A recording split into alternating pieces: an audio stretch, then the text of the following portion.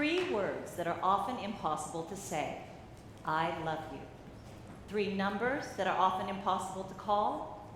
911. You know, it's a funny thing about women. We're always there. We're the first ones when something is needed. But we're so often the last to say anything when we're the ones in need. No, I'm sure. I'm not saying that we're selfless. If the situation presents itself, we'll ask for shoes, or a Valentine, or a bouquet of flowers, or a small, perfectly shaped ruby, or a really big piece of fudge cake. But the very basic question that every woman has to ask herself is, why is it so hard to ask for help? I mean, let me put it another way. Did you ever notice the difference between men and women when it comes to compliments? You haven't? Okay, try this. Go up to a man and tell him something like, you look really fabulous in that suit. What'll happen? He'll blow up like a blowfish. He knows he looks good. Even better than that, he knows you know he looks good. But go up to a woman and tell her, you look fantastic today. Odds are you'll get one of these responses. You think? Oh no, I'm so fat today. Or, it's the dress. You know, I'm so tired. You know, see the dark circles under my eyes?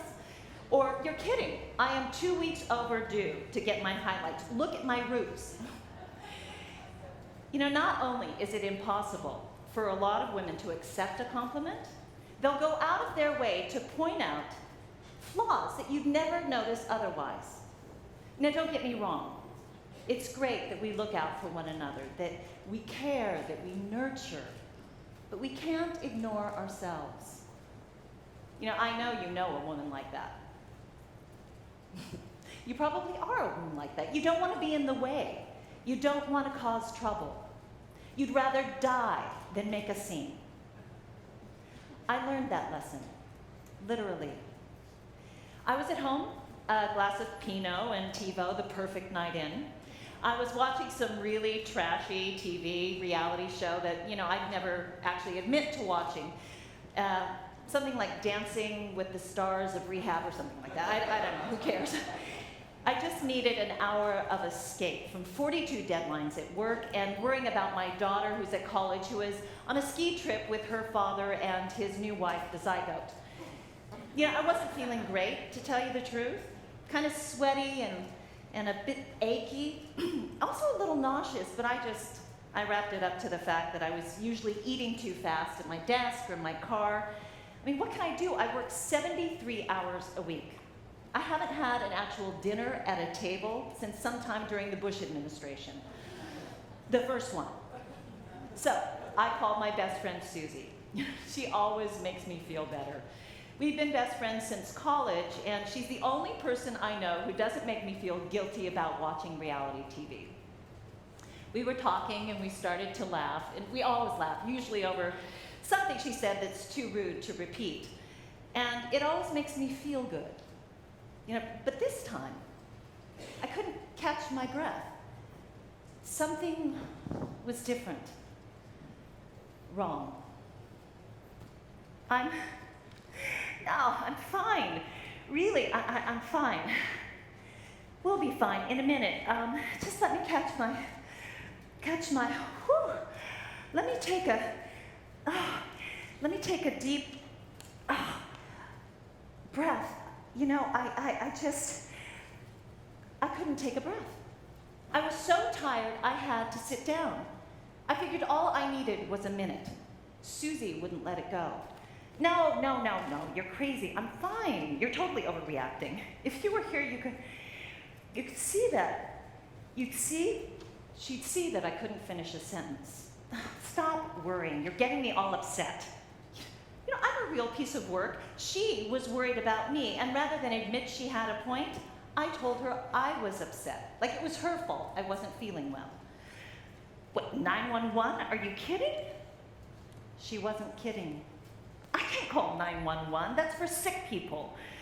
If I call them, they'll rush over and I'll be fine and I'll have wasted everybody's time. I could barely get the words out. And yet, to my last breath, I found the energy to make excuses. Like this one. You'll love this one. I can't have a bunch of men burst into my apartment. I haven't vacuumed. I not only said it, I meant it. And I tried to stand up to her, to prove to her, to myself, that I was fine.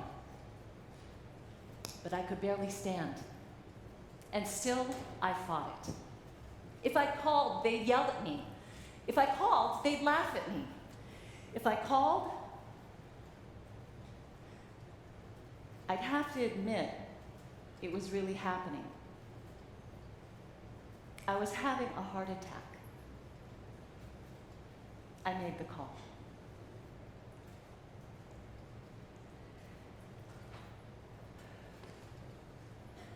That call saved my life. By the time the ambulance arrived, I was too weak to open the door, so nobody noticed that I hadn't put the dishes away or that I hadn't vacuumed. They were too busy beating down my door. I was lucky. They got to me in time. I woke up at the hospital. Susie was there. And you know what she told me? She told me that the guys who responded to the call told her, too many women die because they're afraid to make the call. 3 little numbers, 911. Don't be afraid to make a fuss. Don't be afraid to make the call. And if someone says to you, you look really great today, do what Donna Karen says. Take a deep breath. Ignore your overgrown roots and the spot on your shoe and say that most impossible of words. Thanks.